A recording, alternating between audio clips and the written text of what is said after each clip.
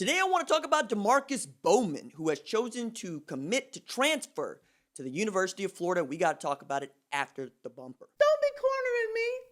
Hold up. Time. You got to help me with that corner shit. What's up, kinfolk? It's RJ Young. I am not on a step mill. Consider hitting the like and subscribe button because I upload a video every single day. It's always college football related, sports related. We have a good time. Today, want to talk about Demarkcus Bowman, who has chosen to commit to transfer to Dan Mullen's Florida Gators. This is a 5-star tailback, another Lakeland dreadnought that ends up at Florida and is going to be the 6th tailback on that depth chart. Demarkcus Bowman is one of the freshmen that I most wanted to see play this year after what he had done, averaging 11 yards per touch on a very good Lakeland football team, and then choosing to commit to play at Clemson. Tony Elliott had made a habit of only offering the guys that he really wanted. Clemson is getting a reputation for not overextending, right? They don't actually offer 300 kids a year like Tennessee or 270 a year like Alabama. They offer who they want. And knowing that Demarkcus Bowman was that good really put him on my radar. And then a couple games into this season, as Clemson is getting ready to take on Virginia, we hear that Demarkcus Bowman has chosen to go into the transfer portal. Now, catching up, as a lot of folks said in the comments of the segment that I did talking about his decision, he's moving back closer to home because he needs to be closer to home. And I think that there are nothing but good feelings and goodwill from Clemson on this. And for Florida, it's great that you get another tailback.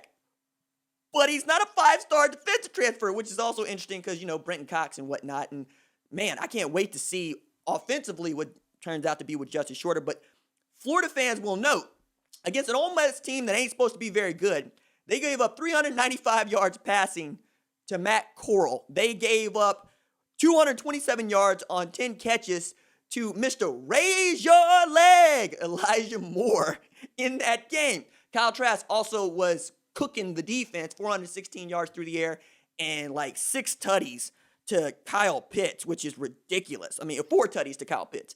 8 catches, 170 yards in that game. Kyle Pitts is uncoverable. But again, nobody's worried about Dan Mullen and his offense. They're worried about Todd Grantham and his defense, because if you're going to go and beat Georgia to get into the SEC championship game, and then you're going to have an opportunity to beat whoever comes out of the SEC West, whether it be Alabama or Auburn. Right now, those are my 2 choices, though Mississippi State being 1-0, saying, look at us, and we'll see if LSU can rebound from their loss to Mississippi State.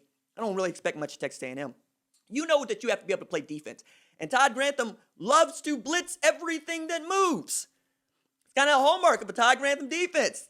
He's going to run the grid split straight at you out of a 3-3-5. And he's going to say, if you can get past it, cool. But I'm sending pressure every single time.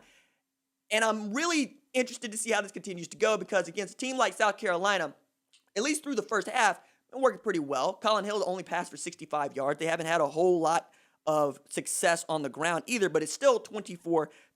This is a game that many folks, myself included, expected for Florida to just run roughshod over South Carolina en route to an inevitable matchup in the world's largest cocktail party against Georgia.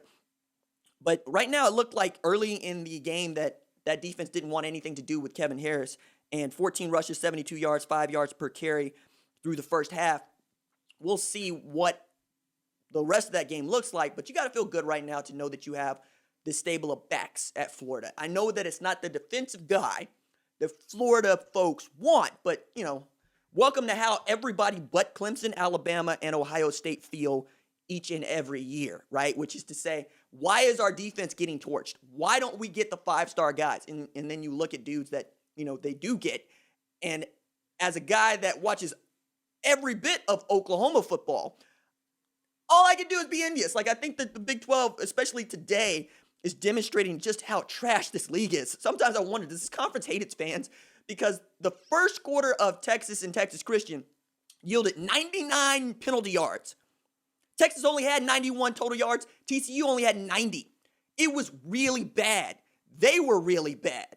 And then in the second quarter, it got a little bit better, right? We started to see some points scored. We started to see both TCU and Texas to a degree move the ball, though Sam Ehlinger's real feast or famine. I mean, 5 of 13 for 132 with 2 tutties at one point. And then you're absolutely trying to give the ball away.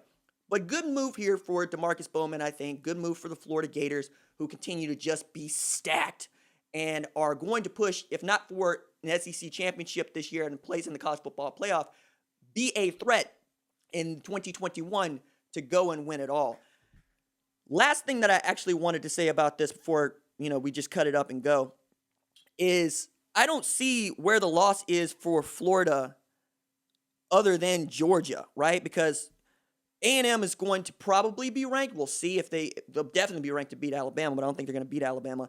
LSU will be ranked because they're going to beat Vanderbilt, but they ought to win that game. Missouri might be better, but they won't be good enough. Georgia needs to figure out who the quarterback is, and hopefully they'll do that by November 7th. You ought to beat Arkansas, beat Vandy, beat Kentucky. Maybe Tennessee gives you a run, but Florida, you ought to be here. This ought to be just what you do.